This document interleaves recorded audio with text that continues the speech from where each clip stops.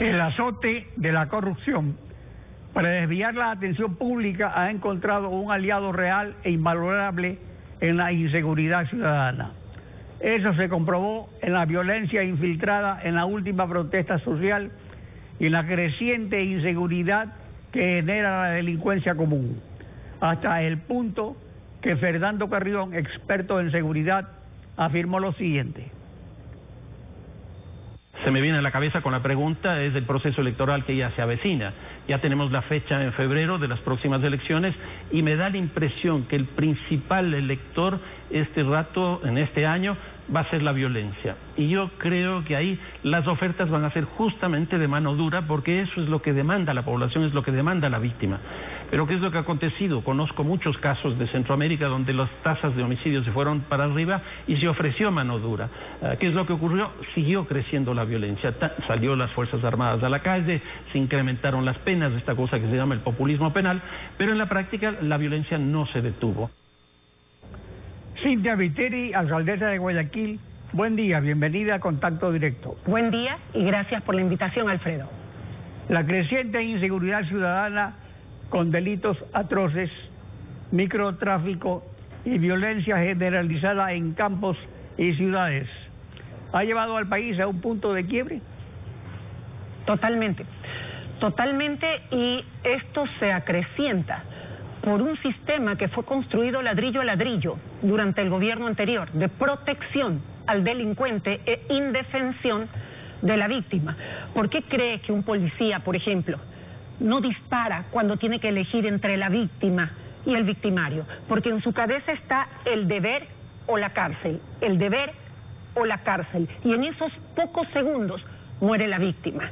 Todo este engranaje fue hecho por los que ahora salen a protestar y se escandalizan frente a acciones inmediatas que debe tomar el responsable de la justicia y de la seguridad principalmente en el país, que es el gobierno.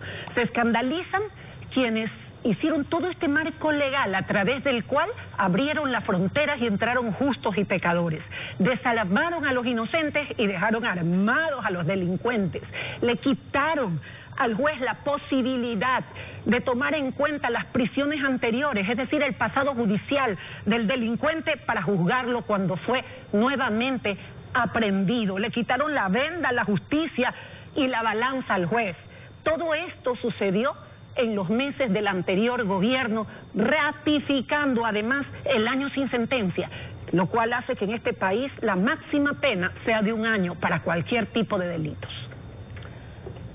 Hay situaciones en que mantener el orden público se pone a prueba, y si tenemos antecedentes, frente a la protección de los derechos humanos que no solo invocan los ofendidos, sino los ofensores de la sociedad.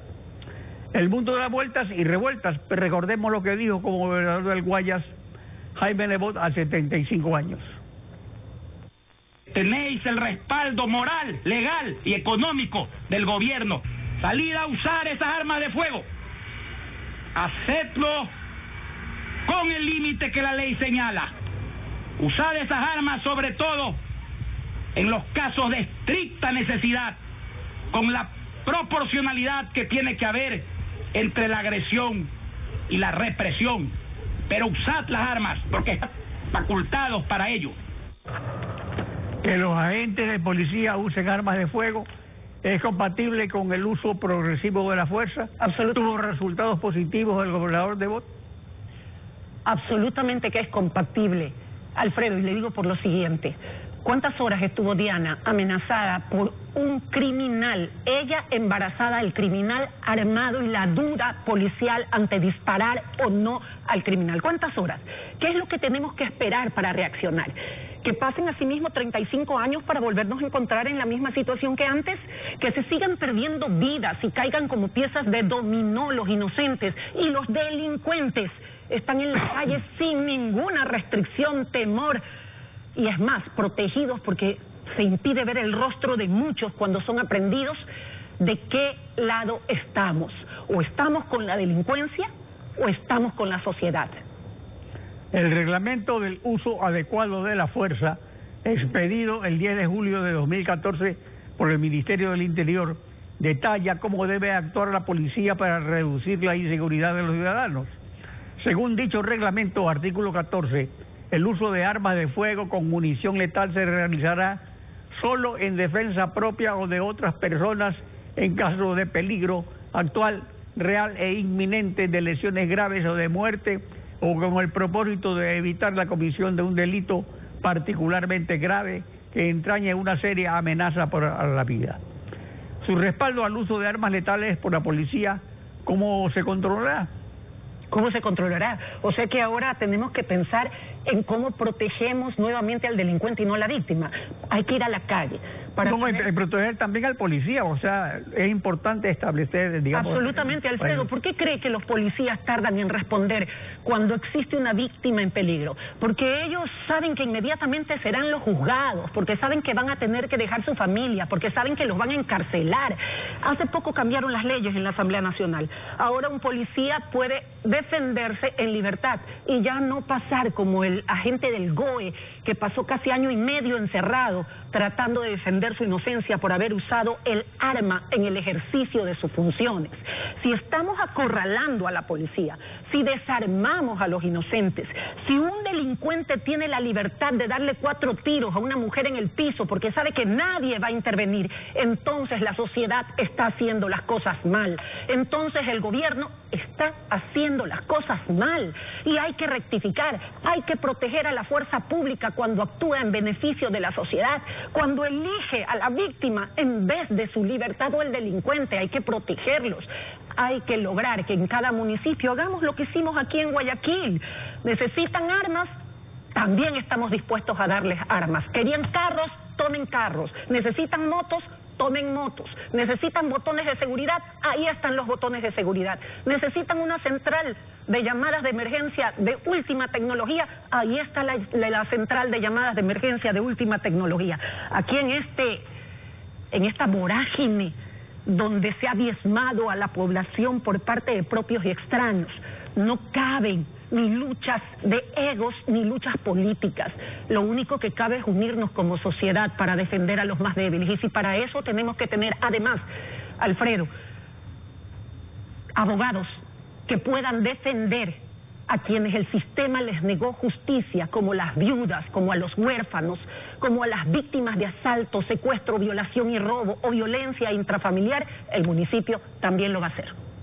Pero este espaldarazo usted lo dio públicamente al uso progresivo de la fuerza pública delante de María Paula Romo, ministra del Interior, en un acto del Plan Más Seguridad. ¿Esto sería política de Estado o solo una posición personal?